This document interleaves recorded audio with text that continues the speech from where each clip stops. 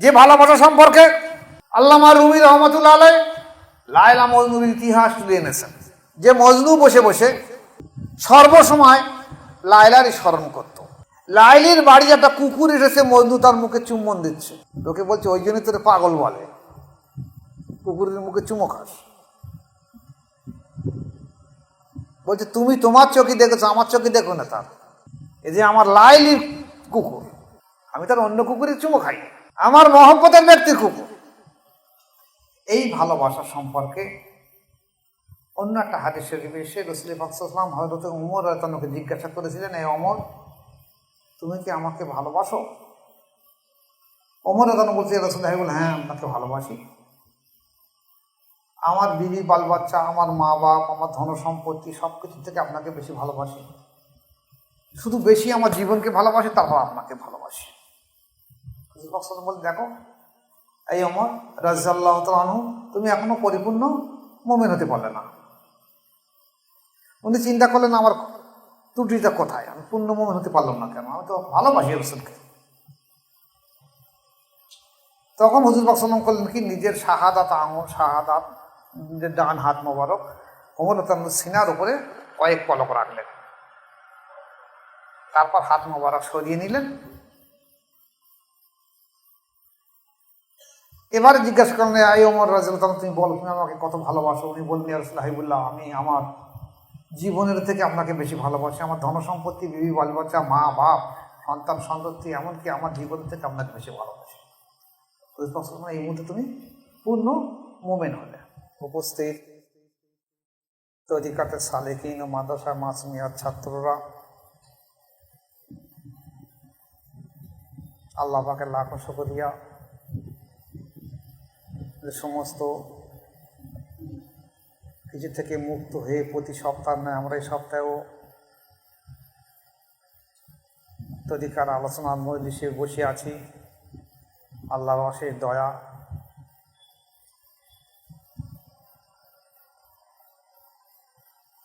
আজকের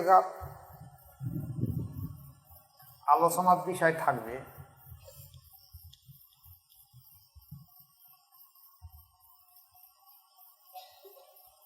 পূর্ণ মুমিন হতে গেলে আমাদের কি করণীয়।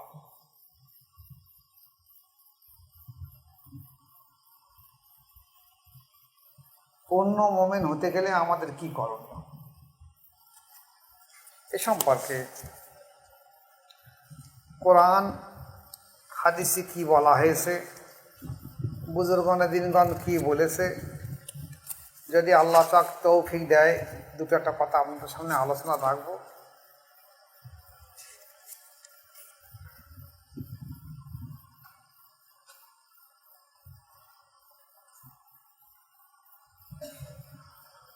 বুখারী শরীফের একটা হাদিস এসেছে, বিসমিল্লাহির রহমানির রহিম, লা ইউমিনু আহাদুকুম হাত্তা আকুনা আহাব্বা ইলাইহি মিন ওয়ালিদিহি ওয়ান নাসি আজমাইন। যে তোমাদের মধ্যে কেউ পরিপূর্ণ মুমিন হবে না, কেউ মুমিন হবে না যতক্ষণ পর্যন্ত আমি রসুল, আল্লাহ রসুল সাল্লাল্লাহু আলাইহি ওয়াসাল্লাম বলেন যে আমি রসুল তোমাদের ধন সম্পত্তি, বিবি বাল বাচ্চা, মা বাপ, এমনকি জীবনের থেকে আমাকে যদি বেশি না ভালোবাসো, তোমরা কেউ পরিপূর্ণ মুমিন হবে না।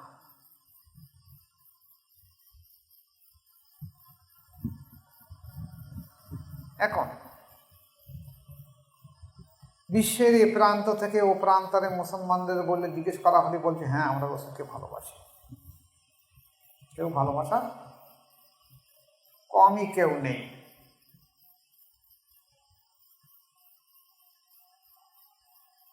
এখন এই ভালোবাসা সম্পর্কে অন্য একটা হাদিস শরীফে এসে রাসূল পাক সাল্লাল্লাহু আলাইহি ওয়াসাল্লাম হযরত ওমর রাদিয়াল্লাহু আনহুকে জিজ্ঞাসা করেছিলেন, এই ওমর, তুমি কি আমাকে ভালোবাসো? ওমর রাদিয়াল্লাহু আনহু বলছে, রাসূলুল্লাহ, হ্যাঁ আপনাকে ভালোবাসি। আমার বিবি বাল বাচ্চা, আমার মা বাপ, আমার ধন সম্পত্তি সবকিছু থেকে আপনাকে বেশি ভালোবাসি। শুধু বেশি আমার জীবনকে ভালোবাসি, তারপর আপনাকে ভালোবাসি। বলে, দেখো এই ওমর রাদিয়াল্লাহু তাআলা আনহু, তুমি এখনো পরিপূর্ণ মুমিন হতে পারলে না। উনি চিন্তা করলেন আমার ত্রুটিটা কোথায়, আমি পূর্ণ মুমিন হতে পারলাম না কেন, আমি তো ভালোবাসি রাসূলকে। তখন হুজুর পাক সাল্লাল্লাহু আলাইহি ওয়াসাল্লাম করলেন কি, নিজের শাহাদাত নিজের ডান হাত মোবারক ওমর রাদিয়াল্লাহু সিনার উপরে কয়েক পলক রাখলেন, তারপর হাত মোবারক সরিয়ে নিলেন। এবারে জিজ্ঞাসা করলেন, এই ওমর রাদিয়াল্লাহু তাআলা, তুমি বলো তুমি আমাকে কত ভালোবাসো? উনি বললেন, ইয়া রাসূলুল্লাহ হাবিবুল্লাহ, আমি আমার জীবনের থেকে আপনাকে বেশি ভালোবাসি। আমার ধন সম্পত্তি, বিবি বাল বাচ্চা, মা বাপ, সন্তান সন্ততি, এমনকি আমার জীবন থেকে আপনাকে বেশি ভালোবাসি। এই মুহূর্তে তুমি পূর্ণ মুমিন হলে। তাহলে ভালোবাসা, মুমিন হবার সত্য হলো হুজুর পাক সাল্লাল্লাহু আলাইহি ওয়াসাল্লামকে নিজের জীবনের থেকে বেশি ভালোবাসা। এখন ভালোবাসা কতটা আমরা করব, এ সম্পর্কে একটা হাদিস শরীফে এসছে, মাসনাদে ইমাম আহমদ এসছে, যে রাসূল পাক সাল্লাল্লাহু আলাইহি ওয়াসাল্লাম বললেন কি, হুব্বুকা শাইউন ইউমি ওয়া ইউসিম, ভালোবাসা মানুষকে অন্ধ এবং বধির করে দেয়। একটু ভালো করে গুছিয়ে বললে বুঝতে পারবেন। আমাদের দেশে আমরা অনেক সময় বাস্তব জীবনে দেখেছি, এবং আমার মুর্শিদ কেবলা শাহ সুফি জয়নুল আবেদিন মুজাদ্দিদি রহমতুল্লাহ আমাকে ঠিক এই ঘটনাটা থেকে এইভাবে বুঝিয়ে দিয়েছিলেন। বলছি, দেখো খোকা, আমাদের দেশে কোনো একটা ব্যক্তির একটা সন্তান আছে, খুব বদমাইশ, খুব বদ, এর কাছে আম পাড়ছে, ওর গাছে এ পাড়ছে, ওর গাছে কুল পাড়ছে, বিরাট বদমাইশ করছে, এর খোলা চালে ঢিল মারছে। গ্রামের মানুষ সব অতিষ্ঠ হয়ে উঠেছে, সবাই এসে ওর মার কাছে জানায়, তোমার ছেলে আমার এই খোলা ভেঙে দিয়েছে, তোমার ছেলে আমার গাছে ইট মেরেছে, তোমার ছেলে আমার কাছে আম পেড়েছে, তোমার ছেলে আমার এই করেছে। বলছে, মা কি বলে? মা বলে, আমার ছেলের মতন ভালো ছেলে আর নেই, তোমরা শুধু আমার ছেলের খুঁত খুঁজে থাকো।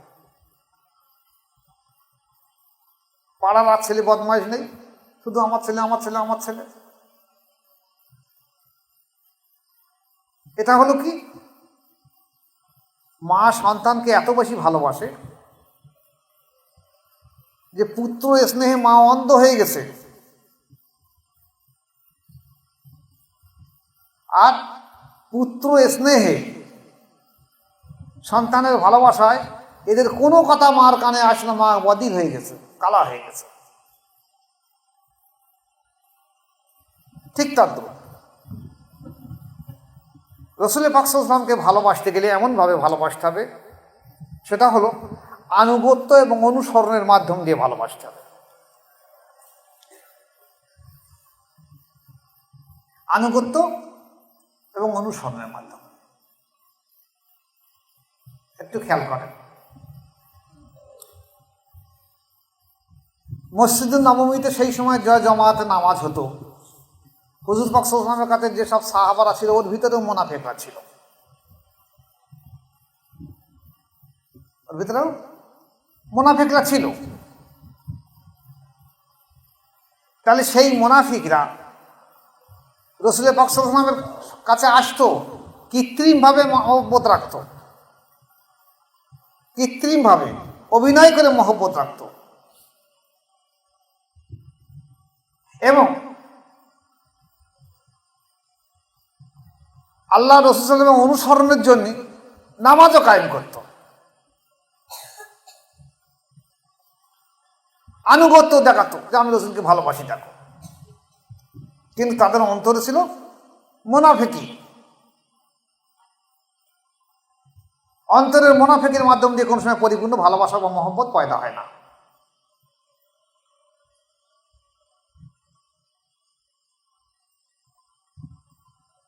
তাহলে এই যে মুনাফিকগুলো আছে, এরা কিন্তু সত্যিকারের পূর্ণ মুমিন নয়।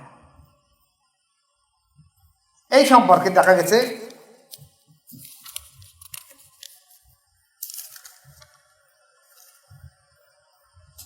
হাদিস শরীফে এসে রাসূল পাক সাল্লাল্লাহু আলাইহি ওয়াসাল্লাম বললেন শেষ জমানায় ধর্মচ্যুত ও পথভ্রষ্ট এক সম্প্রদায় আবির্ভাব হবে। ধর্মচ্যুত এবং পথভ্রষ্ট এক সম্প্রদায় আবির্ভূত হবে, যারা কোরআন ও হাদিস পাঠ করবে।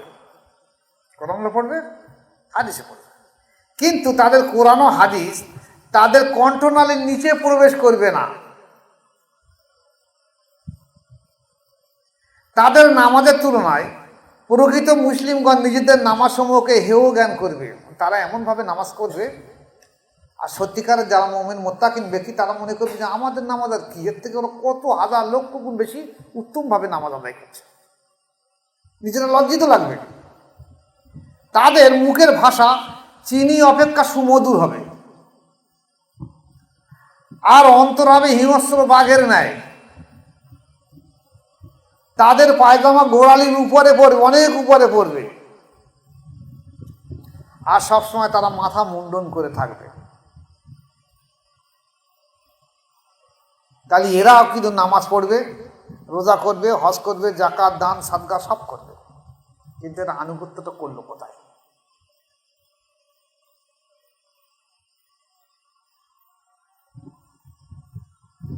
তাহলে সত্যিকারের যদি ভালোবাসা হয় অন্তরের সঙ্গে না থাকে, তাহলে সে ভালোবাসা পূর্ণতা হবে না। বাহ্যিক কেউ বললো আমি ভালোবাসি, যেমন অনেক সময় আমি দেখেছি আমাদের এলাকায় অনেক মানুষ তারা রসুলের প্রেমে উদ্বুদ্ধ হয়ে রাস্তাতে যাচ্ছে, দরুদ শরীফ পড়তে যাচ্ছে, আল্লাহুম্মা সাল্লি আলা সাইয়্যিদিনা মাওলানা মুহাম্মদ ওয়া আলা আলি সাইয়্যিদিনা মাওলানা মুহাম্মদ, কিন্তু প্রেম ভালোবাসা নেই। তারা শুনেছে ওলামাদের মুখে যে এই দরুদ শরীফ পড়লে এতটা সওয়াব হয়, এতটা ভালো হবে, আল্লাহ রাসূল সন্তুষ্ট হবে, তাই করছে, কিন্তু নিজের জীবন থেকে ভালোবাসা তারা তো বুঝছে না, বুঝবে কি করে? তাই ভালো করে খেয়াল করে নেন, যদি একটা মানুষ সত্যিকারের এই হাদিসটা পালন করে,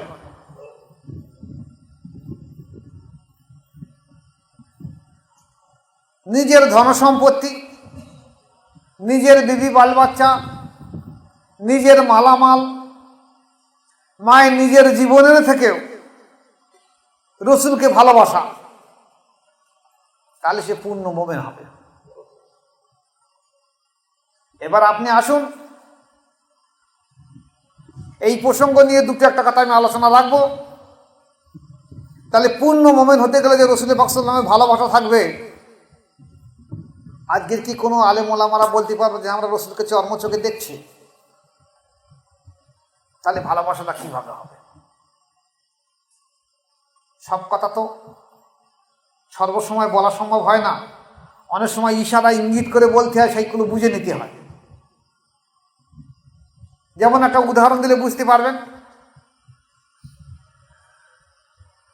আপনার যদি কোনো প্রয়োজন, ব্যবসায়ী হোক, চাকরির ক্ষেত্রে হোক, কোনো জিনিসের যদি প্রয়োজন, একটা বিডিও সইয়ের দরকার পড়ে, বিডিও সইয়ের দরকার পড়ে, আপনি বিডিও অফিসে যাবেন, কি বিডিও সাহেবের সই করে নেবেন।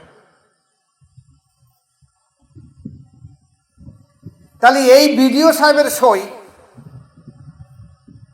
এটা কিন্তু আমাদের দেশের মুখ্যমন্ত্রীর মতো, মুখ্যমন্ত্রীর সই নয়, কিন্তু এই সইটা আইনত মুখ্যমন্ত্রী থেকে আলাদাও নয়। বা আমাদের দেশের যে প্রধান সাহেব আছে, গ্রামে যে প্রধান আছে, তার সই মুখ্যমন্ত্রীর সই নয়, কিন্তু তার থেকে কমও নয়। একে অস্বীকার করলে হবে না। মুখ্যমন্ত্রীর পক্ষে সম্ভব নয় সারা দেশের সমস্ত প্রশাসনিক কাজ করতে পারে, তাই উনি এক এক জায়গায় এক এক ডিপার্টমেন্টে একটা ব্যক্তিকে রেখে দিয়েছে, কাউকে বিডিও, কাউকে এসডিও, কাউকে প্রধান, কাউকে এমএলএ, কাউকে এমপি করে। এরা কিন্তু সব এদের কাজটাই হলো মুখ্যমন্ত্রীর কাজের সমতুল্য, মুখ্যমন্ত্রী থেকে আলাদা এরা নয়। কেউ যদি বলে আমি বিডিওর কাছে যাব কেন, আমি মুখ্যমন্ত্রীর কাছে যাব, জীবনেও হবে না। কেউ যদি বলে আমি প্রধানের সই নেবো কেন, আমি মুখ্যমন্ত্রীর কাছে সই নেবো, জীবনেও হবে না। ওরা নাইব রেখে দিয়ে দিচ্ছে। তাহলে আজকে আমাদের সামনে আর নবী নেই, তাহলে আপনি ভালোবাসবেন কোথায়? রাসূল পাক সাল্লাল্লাহু আলাইহি ওয়াসাল্লামের সুন্নতগুলো নাই কায়েম করছেন না। আমাদের সুন্নতে মুআক্কাদা, সুন্নতে গায়ের মুআক্কাদা, মেসওয়াক করা, লাউ খাওয়া, মিষ্টি খাওয়া, খুশবু মাখা সুন্নত পালন করছেন। অনুসরণ করবেন কাকে?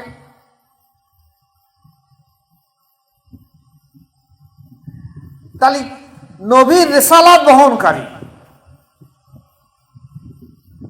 বেলায়েত প্রাপ্ত যে ওলি মানুষরা থাকবে, আপনাকে তাকে অনুসরণ করতে হবে।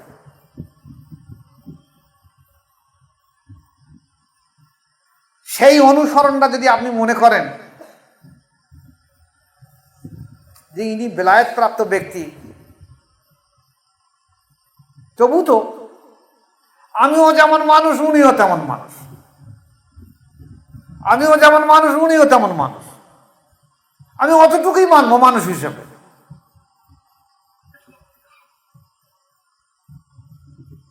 তাহলে কিন্তু কারো ভালোবাসা হলো না।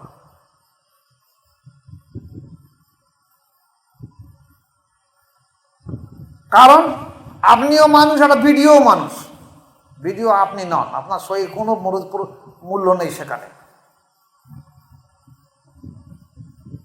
রাসূল পাক সাল্লাল্লাহু আলাইহি ওয়াসাল্লাম বলছেন আমি তোমাদের মতন মানুষ, কিন্তু আমার কাছে ওহী আসে। এখন যদি আপনি মনে করেন যে পীর মাশায়েখদের, বুজুর্গানা দ্বীনদের যে আমিও যেমন মানুষ উনিও তেমন মানুষ মনে করব, তাহলে আপনার ভিতরে মুনাফিকি আসবে, আপনি ধ্বংস হয়ে যাবেন।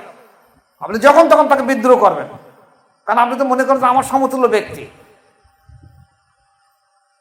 তাই আপনি নবীর নায়েব বলে মনে করুন যে আমি নবী পাক সাল্লাল্লাহু আলাইহি ওয়াসাল্লামের সমস্ত সুন্নতগুলোকে আমি কায়েম করছি, কিন্তু রাসূল পাক সাল্লাল্লাহু আলাইহি ওয়াসাল্লাম যে অনুসরণ করা, সেই অনুসরণ কি করে করব? তাই ওনার নায়েব রয়েছে, নায়েবকে আমি অনুসরণ করব। এই নায়েবকে যখন অনুসরণ করবেন তখন সেই অনুসরণটা কিন্তু রাসূলকে অনুসরণ করার সমতুল্য হবে, কারণ রাসূলের নায়েব এনেছে। আরো একটু ভেঙে দিলে বুঝতে পারবেন। ধরুন আমাদের দেশে প্রধানমন্ত্রী এখানে কোনো অনুষ্ঠানে আসবে পশ্চিমবাংলায়, এখন কোনো কারণবশত উনি আসতে পারেনি, উনি একটা স্বরাষ্ট্রমন্ত্রী হোক, অর্থমন্ত্রী হোক, অন্য কোনো মন্ত্রীকে পাঠিয়ে দিয়েছেন যে আমি কোনো কারণবশত যেতে পারছি না, তাই নিয়ে এই কাজটা করে নিয়ে নেবে। তাহলে একে নেগার সমস্ত নেতারা তারা করবে কি? এরা এই প্রধানমন্ত্রীর কায়েম মোকাম্মল মেনে নেবে। প্রধানমন্ত্রী না, কিন্তু প্রধানমন্ত্রীর কায়েম মোকাম। প্রধানমন্ত্রীর জন্য যে চেয়ারটা রেখে দেবে সেই চেয়ারে বসিয়ে দেবে, কিন্তু ইনি প্রধানমন্ত্রী হয়ে আসে, ইনি প্রতিনিধি হয়ে এসছে। তাহলে ওলিয়া আউলিয়ারা মাশায়েখরা এরা নবী নয়, এরা প্রতিনিধি হয়ে এসেছে। কিন্তু আলাদা করবেন কি করে?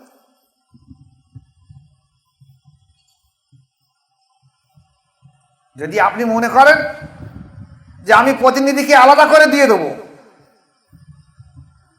তাহলে আপনার অন্তর থেকে ভালোবাসা জীবনে আসবে না। আর তরিকার এই জায়গাটায় মানুষ বিভ্রান্ত হয়ে যাবে, ধ্বংস হয়ে যাবে, গোমরাহ হয়ে যাবে, পথভ্রষ্ট হয়ে যাবে।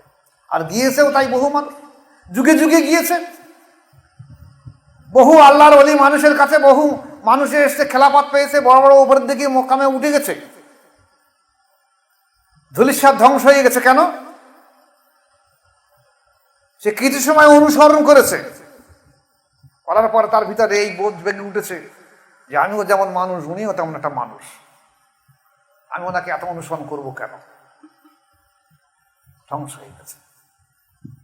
ব্যক্তি মানুষ, কিন্তু উনি তো প্রতিনিধি। এই প্রতিনিধিকে অনুসরণ না করলে আপনি রাসূলকে অনুসরণ করবেন কি করে? আর এই প্রতিনিধিকে অতটা ভালোবাসতে হবে অন্তর থেকে, যেমন আপনি আপনার রাসূলকে ভালোবাসতেন। তাহলে কিন্তু আপনি কোন লক্ষ্যের সাথে পৌঁছতে পারবেন না। আজকে দেখেন তরিকার মধ্যে আমাদের তরিকায় বলা হয়েছে কল রু শের খপি আকফা নফস সুলতানুল আসগর ফানাফে শায়েখ ফানাফে রসুল ফানাফিল্লাহ। তাহলে কল রু শের খপি আকফা নফস ছড়ালতিবার পরে সুলতান আসগর আসছে, তার ফানাফে শায়েখ আসছে।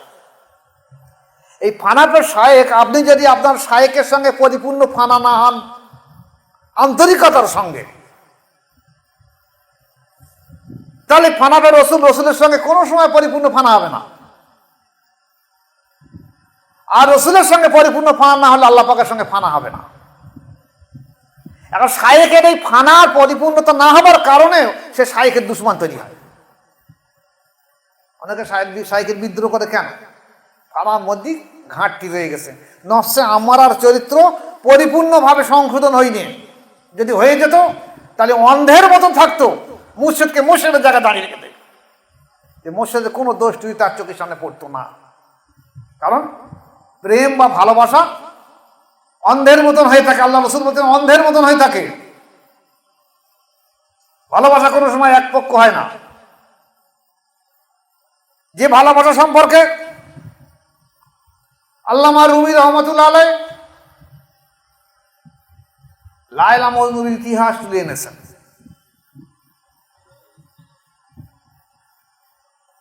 লায়লা মজনুর ইতিহাস তুলে এনেছেন।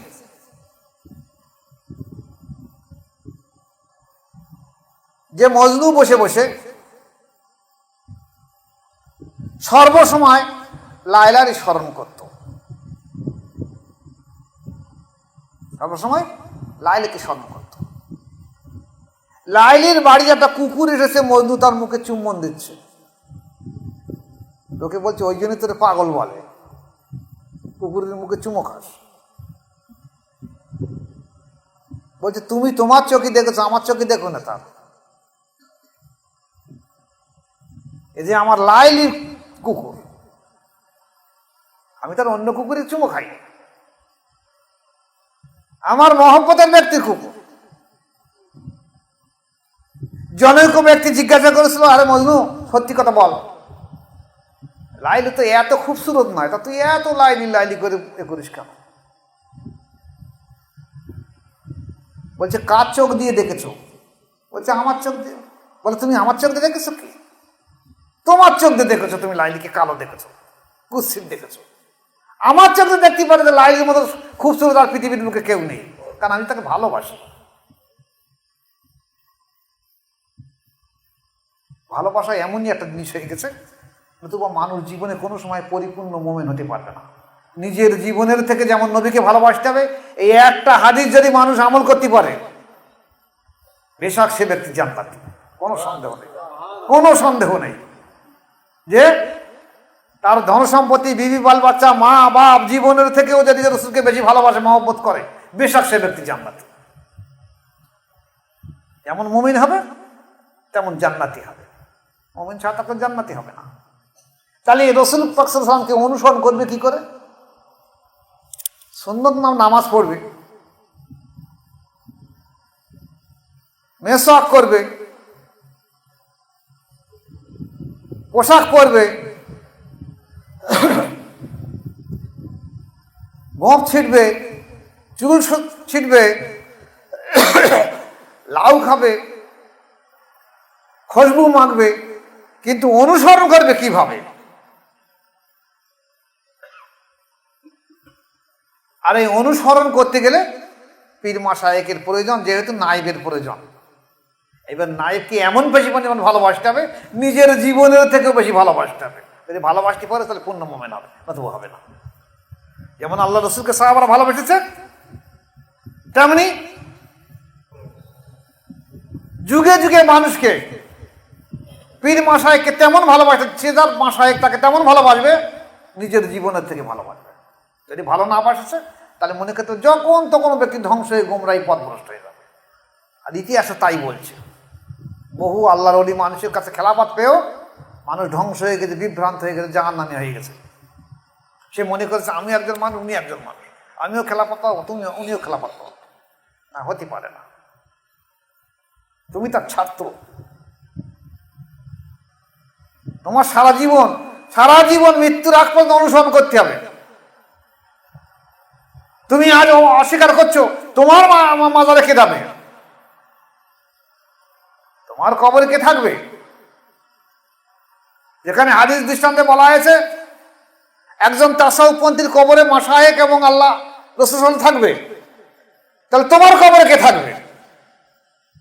তাহলে নিশ্চয়ই শয়তান থাকবে। তুমি যদি তোমার নায়েককে, তোমার মুর্শিদকে অবজ্ঞা অস্বীকার করো, দূরে সরিয়ে দাও, তাহলে নিশ্চয়ই তোমার কবরে শয়তান থাকবে, তুমি বেশক জাহান্নামে নিয়ে যাবে।